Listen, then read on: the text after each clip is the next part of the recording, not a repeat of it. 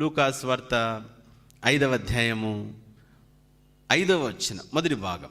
సీమోను ఏలినవాడా, రాత్రంతయు మేము ప్రయాసపడితిమి గాని. సీమోను ఏలినవాడా, రాత్రంతయు మేము ప్రయాసపడితిమి కానీ.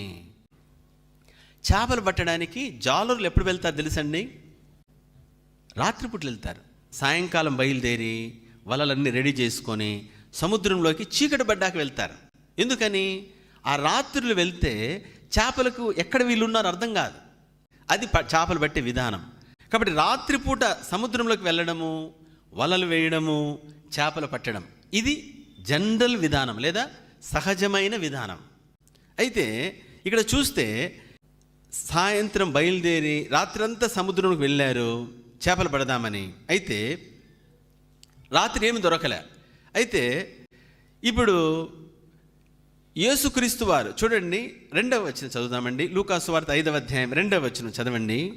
ఆ సరస్సు తీరమునున్న 2 దోణెలను చూచెను. జాలరులు వాటిలో నుండి దిగి తమ వలలు కడుగుచుండిరి. ఇక్కడ చూస్తే రాత్రి వెళ్ళారు, వాళ్ళు దొరకలేదు, అంత ప్రయాసపడ్డారు, వచ్చేసారు. ఇప్పుడు ఆ 2 దోణెలను సీమోను పేతురు ఇంకెవరైతే ఉన్నారో వారు దిగేసి ఆ దోణెను అంటే తీసుకెళ్ళిన చేపలు పట్టడానికి తీసుకువెళ్ళిన ఆ దోణెను సముద్రపు ఒడ్డుకు తీసుకొచ్చి అక్కడ పెట్టి ఈ వలలు తీసుకొని ఈ కడుక్కుంటా ఉన్నారు, శుభ్రం చేసుకుంటున్నారు. అప్పుడు యేసుక్రీస్తు వారు వచ్చారు. వచ్చి ఏం చేశారు? 3వ వచనం కూడా చదవండి.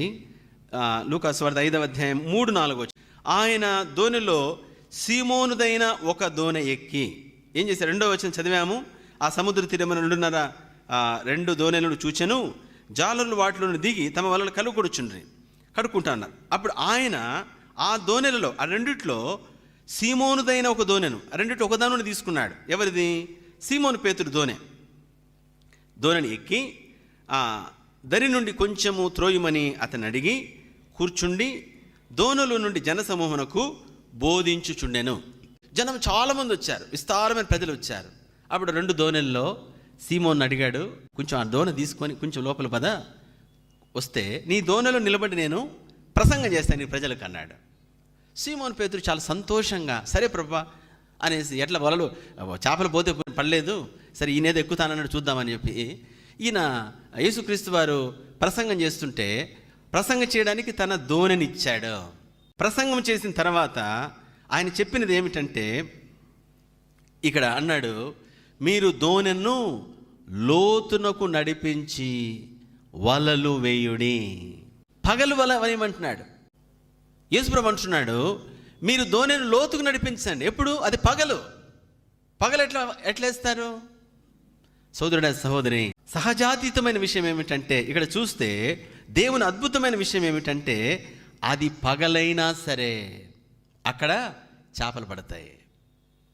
సోదరుడా సహోదరి, వ్యతిరేక పరిస్థితిలో కూడా దేవుని శక్తి పనిచేస్తుంది. వ్యతిరేకతలో కూడా రాత్రులు చేపలు పడతారయ్యా. యేసుప్రభా రాత్రులు చేపలు పడతారు ప్రభా, పగలేమిటి చేపలు పట్టమంటున్నావు? ఎస్, ఇదే సూపర్ న్యాచురల్ థింగ్. ఇది మానవతీతమైన విధానం. ఇది మానవతీతమైన శక్తి పనిచేస్తుంది ఇక్కడ. నేను చెప్పింది చెయ్యి సోదరుడా సహోదరి. మానవతీతమైన కార్యము ఏమిటంటే ప్రతికూలతలో కూడా ఇది జరుగుతుంది. ప్రతికూలతలో చాలాసార్లు మనం ఏమిటంటే, ఏమి లేదన్నా, ఎంతో కష్టపడ్డాను, ఎంతో నీకు తెలియదు అన్నా ఎంత కష్టపడ్డానో, నీకు తెలియదు అని ఎంత ప్రయాసపడ్డానో, నేను ఎంత చేశాను నీకేం తెలుసు అన్నా, అంత అయింది, బూడిద మిగిలింది. ఓడిపోయినోడికి 100 కారణాలు. కాబట్టి మనం ఏమిటంటే ప్రతి ప్రతికూలతను మనం చూపిస్తాం. సోదరుడా సహోదరి, దైవ మార్గములో సూపర్ న్యాచురల్ కార్యం ఎలాంటిదంటే, లేదా లోతులోనికి వెళ్ళినప్పుడు ఆత్మీయ లోతులో జరిగే కార్యం ఎలాంటిదంటే ప్రతికూలతలో జరుగుతుంది.